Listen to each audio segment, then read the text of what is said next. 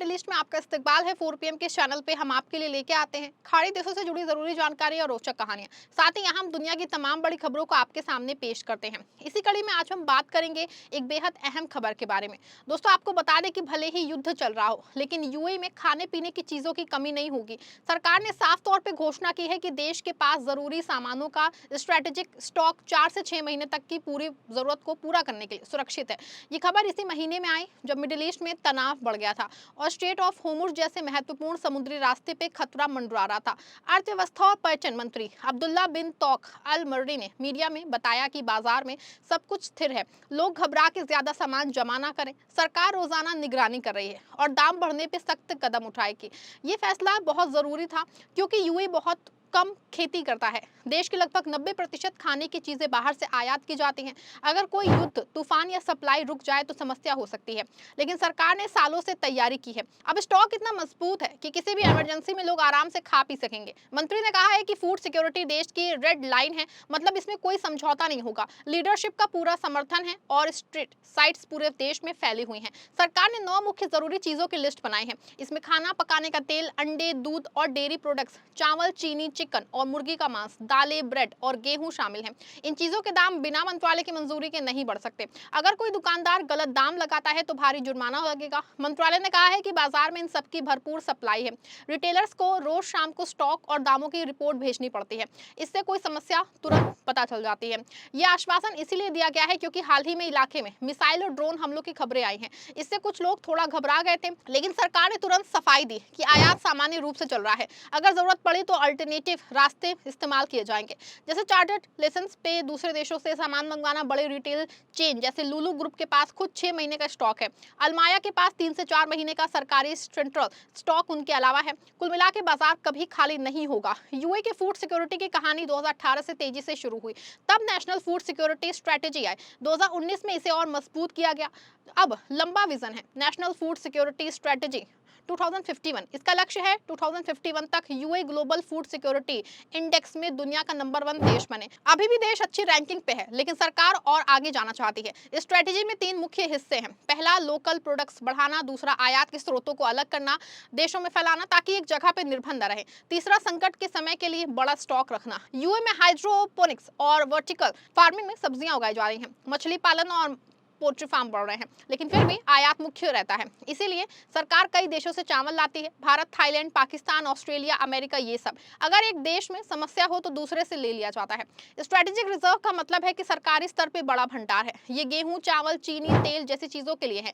Storage sites Abu Dhabi, Dubai, Sharjah, Fujairah, ये सब जगहों पे है। फुजैरा में बड़े साइलों में जहां लाखों टन सामान रखा जाता है।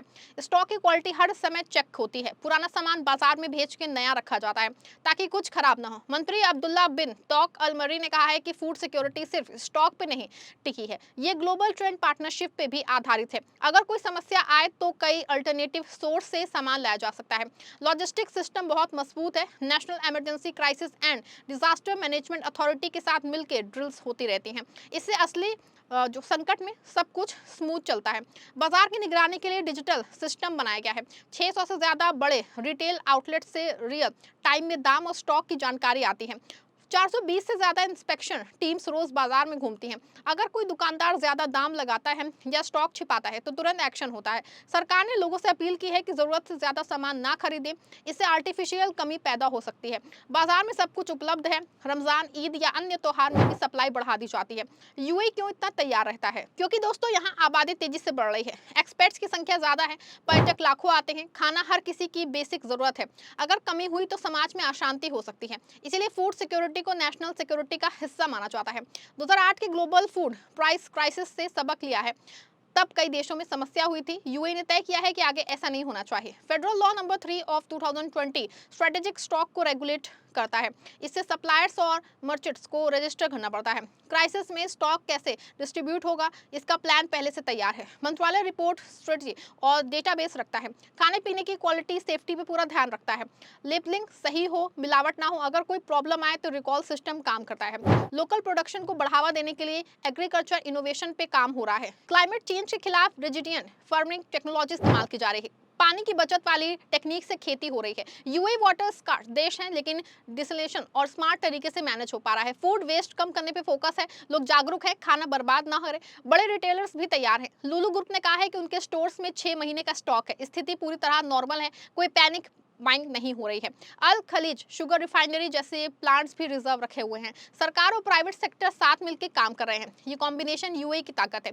अब अगर हम गहराई से देखें तो यूएई की सफलता का राज लंबी प्लानिंग, टेक्नोलॉजी और इंटरनेशनल रिलेशन। 2051 तक का विजन सिर्फ कागज पे नहीं, रोजाना काम हो रहा है।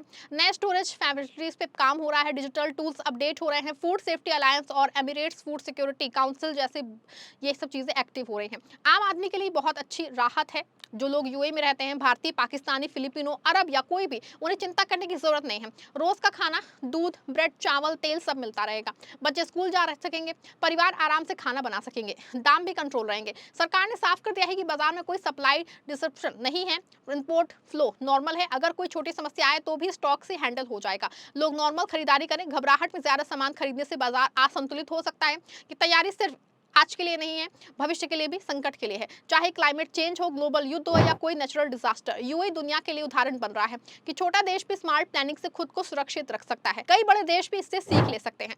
फूड सिक्योरिटी में इनोवेशन का रोल बहुत बड़ा है। यूएई एग्रीटेक स्टार्टअप को सपोर्ट करता है। वर्टिकल फार्म्स में साल भर फसल उगाई जाती है।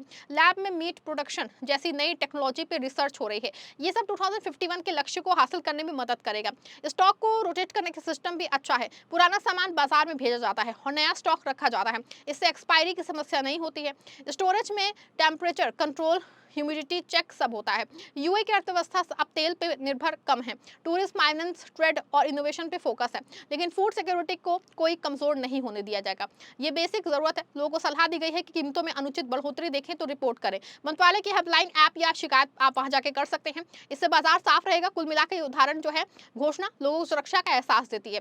यूएई में रहना और काम करना अब और भी आत्मविश्वास से भरा रहेगा। परिवार बिना किसी चिंता के अपना रोजमर्रा का जीवन जी सकेगा। आपको बता दें, सरकार आगे भी प्लानिंग जारी रखेगी। नए पार्टनरशिप बनाए जाएंगे, लोकल प्रोडक्ट्स और बढ़ेंगे, स्टॉक और मजबूत होगा, टेक्नोलॉजी अपडेट रहेगी। ये सब दिखाता है कि यूएई एक प्रोडक्टिव और रिस्पॉन्सिबल देश है। वो सिर्फ अपने नागरिकों और रेजिडेंट्स की नहीं, बल्कि पूरे रीजन की स्थिरता में योगदान दे रहा है। जब एक देश तैयार रहता है तो आसपास के देशों को भी फायदा होता है। अंत में कह सकते हैं कि यूएई की ये 6 महीने की स्टॉक तैयारी एक बड़ी उपलब्धि है। दोस्तों, ये थी इस खबर से जुड़ी पूरी जानकारी। वीडियो पसंद आए हो, वीडियो को लाइक शेयर करेगा, चैनल को सब्सक्राइब करिएगा।